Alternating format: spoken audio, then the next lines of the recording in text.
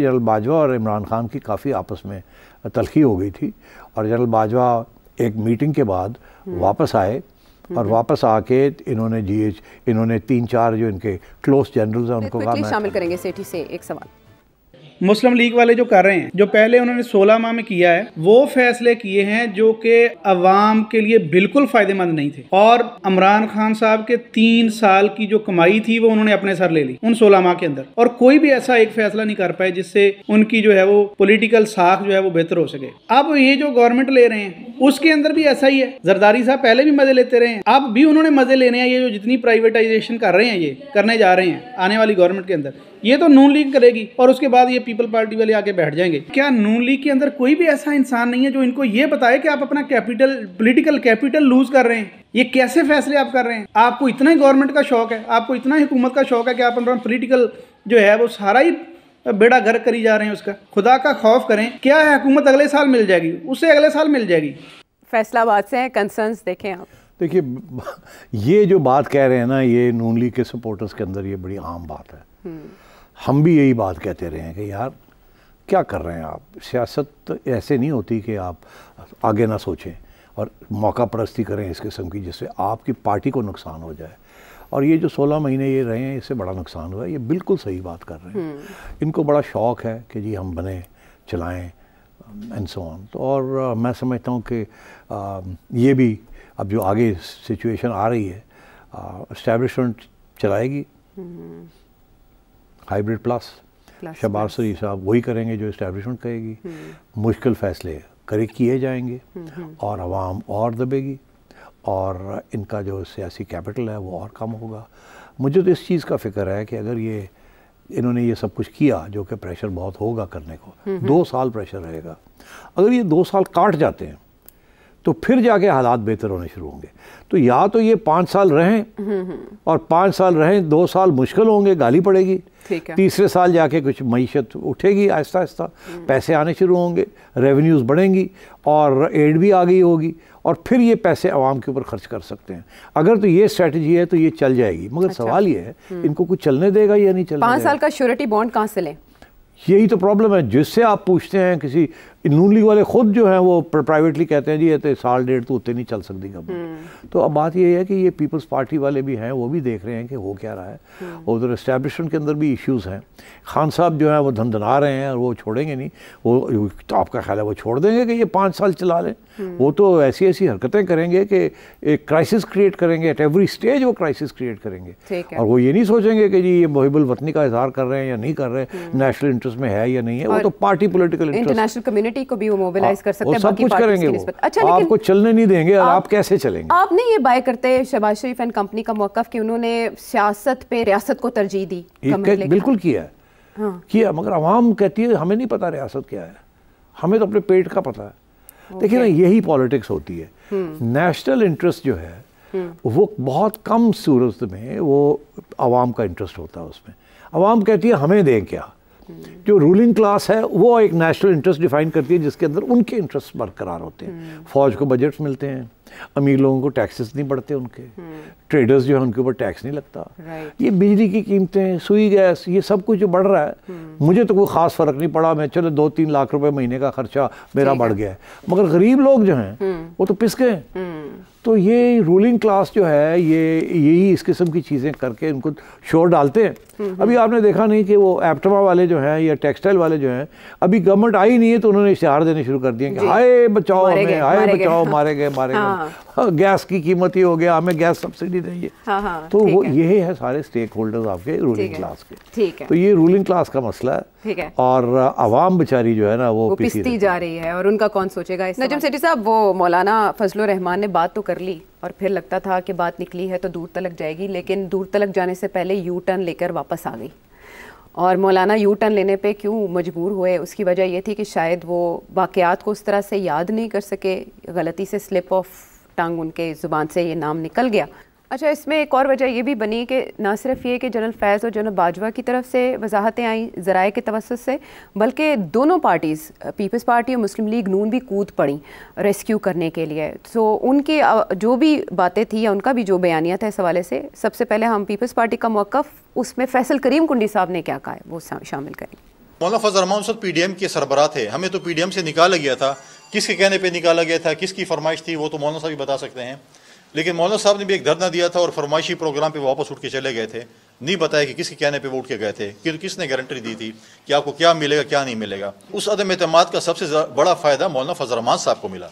सब कुछ मज़े लूटने के बाद आज उनको ख्याल आया कि उनके साथ बहुत बड़ी ज़्यादती हुई है। अब मौलाना साहब जो है इस वक्त पॉलिटिकली जो है उनके पास इस वक्त 4 सीटें हैं और वो चले हुए कारतूस बन चुके हैं सियासत में। वो अब जो है वो मौलाना आ नहीं रहा, मौलाना जा रहा है।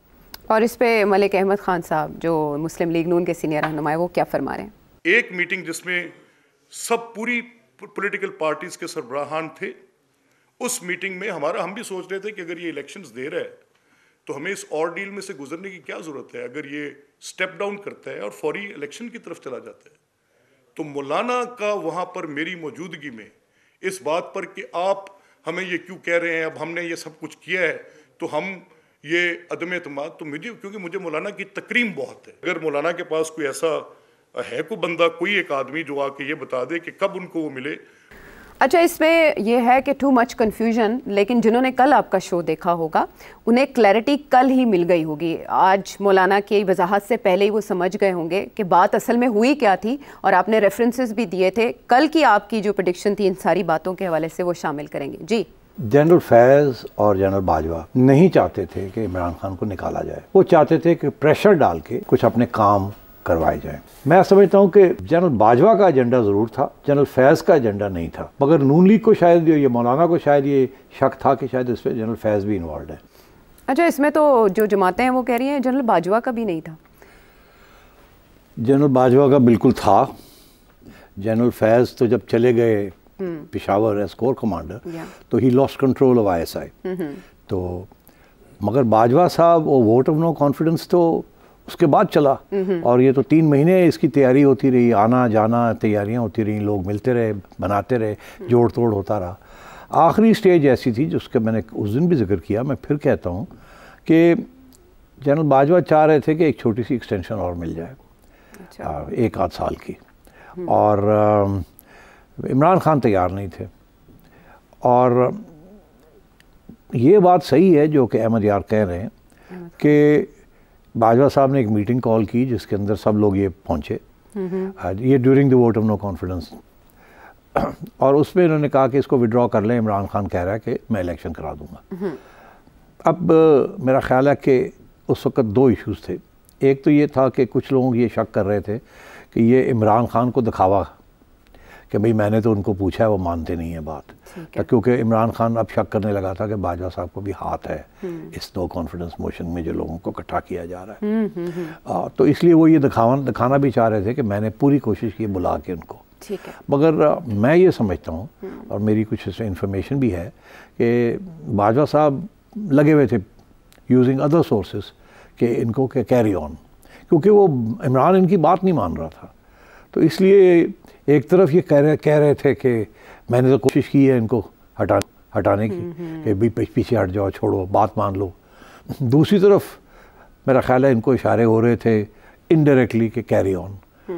और आपने देखा आखिरी वक्त तक ये इशू चलता रहा कि क्या वोट ऑफ नो कॉन्फ्रेंस को आगे ले जाना चाहिए या नहीं ले जाना चाहिए, और कोशिश जारी रही। तो मैं ये समझता हूँ कि बाजवा साहब तो फुली इन्वॉल्व थे। बाकी जनरल फैज़ तो पहले दिन से ख़िलाफ़ थे इस वोट ऑफ नो कॉन्फिडेंस के, और इसीलिए इसकी जो पेशकदमी हुई या इसमें रफ्तार जब आई, तो उस वक्त आई जब जनरल फैज़ जो है वो ट्रांसफ़र हो गए थे टू पेशावर। उन्होंने अपने एक्सप्लेनेशन में भी यही कहा है कि मैं उस वक्त DG ISI नहीं था जिस वक्त की मौलाना बात कर रहे हैं। लेकिन मेरे जहन में एक सवाल आया, वो ये कि मुस्लिम लीग नून के रहनुमा नवाज शरीफ साहब अक्सर अपनी गुफ्तगू में ये इल्ज़ाम लगाते थे कि जनरल आसिम सलीम बाजवा बतौर कोर कमांडर बलूचिस्तान उनकी हुकूमत गिराने में मुलविस थे 2018 से पहले के जो इवेंट्स हैं। आप कह रहे हैं कि वो DG ISI फैज़ हमीद साहब नहीं रहे थे तो उनके इख्तियार में ये नहीं था, तो आसिम सलीम बाजवा साहब के इख्तियार में कैसे था change of government in Balochistan? Okay, ये तो इंस्टीट्यूशनल इशू है, let me explain. Okay, general core commander जो है वो इस किस्म के इनिशिएटिव्स खुद नहीं लेते, ना ले सकते हैं, या तो उनको GHQ से या आर्मी चीफ से आती है कि आपने ये काम करना है, और वो फिर ISI की मदद लेते हैं। तो ये GHQ ISI और कोर कमांडर सेम पेज पे होंगे तो फिर ये आगे जाके काम बनता है। अच्छा। इसलिए जनरल आसिम जो थे वो सेम पेज पे थे विद उस वक्त के DG और उस वक्त के आर्मी चीफ, तो इसलिए ये काम हो गया। वो इम्प्लीमेंट कर रहे थे, पॉलिसी कहीं और बनी थी। ठीक पॉलिसी इम्प्लीमेंटेशन उस वक्त ये इनलाइन थे, लेकिन बाद में स्प्लिट आ गई और स्प्लिट वो और चीज़ है। अब आप इसको अब आप कंपेयर करें विद के general Faiz as core commander was not part of the policy shift हो गई थी। अच्छा। इसीलिए उनको शिफ्ट कर दिया था। ओके। तो वो जब उधर हो गए तो उनके पास पावर वो नहीं रही। अगर तो सिचुएशन वही होती जो कि आसिम के लिए थी तो फिर तो बिल्कुल और बात होती, मगर Faiz was shunted and the new DG ISI and GHQ वो अब एक उन्होंने मिल के काम किया जो भी आगे हुआ। ठीक है। सो ये इसलिए ये कहना कि जी जनरल आसिम जो थे उनके पास पूरा पावर था टू चेंज अ गवर्नमेंट, तो ये क्यों नहीं कि जनरल फैज़ जो थे वो पेशावर में कोर कमांडर वो भी तो इन्फ्लुएंशियल हो सकते थे। उन्होंने बिहाइंड द सीन्स की थी थोड़ी बहुत इधर उधर, मगर उनके ऊपर बड़ी कड़ी नज़र थी उस वक्त। अच्छा। जो नए ISI चीफ आगे थे कि जनरल फैज़ को देखना है कि ये इधर उधर गड़बड़ ना करे, बिकॉज बाजवा साहब फुल कंट्रोल में थे। ओके सर, यानी इस मामले में, इस मुद्दे में जनरल फैज़ इज क्लियर, लेकिन जनरल बाजवा साहब मोहब्बत का यकीन इमरान खान साहब को भी दिला रहे थे, लेकिन दूसरी तरफ ये PDM जमातों को भी पुश कर रहे थे। PDM जमातें किसी सूरत में भी आगे ना बढ़ती अगर उन्हें ये एश्योरेंस ना होती। देखिए ना, MQM तो हमेशा जो फ़ोन कॉल आती है उसके ऊपर करते हैं। ये अगर उनको एक फ़ोन कॉल आ गई थी या आ जाती जनरल बाजवा से कि आप पीछे हट जाएं, वो इन्होंने पीछे हट जाना था। अब हुआ क्या कि इमरान को कन्विंस करना था कि भाई मैं तेरे साथ हूँ, मेरा इसके साथ कोई तल्लुक नहीं है, मगर इधर भी तो काम चलाना था ना कि प्रेशर रहे इमरान के ऊपर। तो इसीलिए मैंने कल कहा था कि आखिरी स्टेज पे ये जो चौधरी परवेज़ इलाही को रास्ता जो चेंज किया गया आखिरी मिनट पे, डिफ्लेक्शन, हाँ, तो उसमें मतलब एक कुछ तो था ना उसके अंदर। राइट। वो मुनिस इलाही साहब ने एक इंटरव्यू में बताया कि उनको कॉल एक्चुअली जनरल बाजवा की ही आई थी, तो उससे तस्दीक होती है आपके इस एनालिसिस की ऑब्वियसली। तो द थिंग इज के चले, मगर उसका ये मतलब नहीं था कि जनरल बाजवा ने हाथ खींच लिया। हाँ, वो ये आप समझा ये चुके मेरा हैं। पॉइंट है। हाँ। इसका ये मतलब नहीं था कि उन्होंने हाथ खींच लिया। उस वक्त एक चौधरी परवेज़ इलाही का इधर उधर होने से कोई फर्क नहीं पड़ता था। हाँ, लेकिन वो यकीन दिलाना था कि मैं आपके साथ। अब ये मुनिस इलाही ये कवर कर रहे हैं जनरल बाजवा के लिए। ओके, कि जी नहीं, वो तो बिल्कुल हट गए थे पीछे and so on and so. हाँ, लेकिन वो कह रहे थे कि PTI के मोहसिन है जनरल बाजवा। जनरल बाजवा बड़े मोहसिन रहे हैं उनके, इसीलिए तो एक्सटेंशन भी मिली, इसीलिए 2018 में लेके आए उनको PTI को, तो बिल्कुल रहे। मगर एक स्टेज ऐसी आई थी, मैं आपको ये भी बता दूं, आज ये किसी वक्त आप पूछेंगे तो फिर कहानी भी बता दूंगा, आज मुख्तसर सी बात कर दूं। एक स्टेज ऐसी आई थी कि जनरल बाजवा और इमरान खान की काफ़ी आपस में तलखी हो गई थी, और जनरल बाजवा एक मीटिंग के बाद वापस आए, और वापस आके इन्होंने 3-4 जो इनके क्लोज जनरल्स हैं उनको कहा मैं थक गया हूँ, मेरे से ये नहीं डील होता, मैं रिज़ाइन करने लगा हूँ। अच्छा। तो फिर 4 या 5 जनरल्स, ये फिर किसी वक्त मैं आपको नाम लेके बताऊँगा। अच्छा, मुद्दा क्या था, किस मामले? यही डिस्ट्रस्ट। डिस्ट्रस्ट शुरू हो गया था और वो टेंशन शुरू हो गई थी। बाजवा साहब was trying to handle too many things, तो उन्होंने कहा यार मैं जाना कर, आप पे खसमा में जाना कर लें जो करना है इन्होंने, क्योंकि वो बहुत सी गेम्स चल रही थी ना, एंड ब्लेम आ रहा था, उधर ये हो रहा था, उधर वो हो रहा था, जनरल फैज़ इधर कुछ करने लगे हुए थे उधर। तो फिर मैं आपको बताऊँ, वो एक ऐसी स्टेज थी कि जहाँ के 3-4 जनरल्स पहुँचे। अच्छा। और जनाब जनरल बाजवा के घर पहुंचे और वहाँ जाके उनको समझाया कि ऐसे नहीं करना, हम सारे उड़ जाएंगे, आपने बैठना है यहाँ। और उसमें कुछ उनके रिश्तेदार एक्स जनरल्स का भी बड़ा रोल था, जिन्होंने उनको समझाया कि ऐसे नहीं करना, कोई रेजिग्नेशन नहीं देनी। फादर इन लॉ चलें अच्छा चलें। और जब आपने जिक्र कर दिया तो समझदार के लिए इशारा काफ़ी है।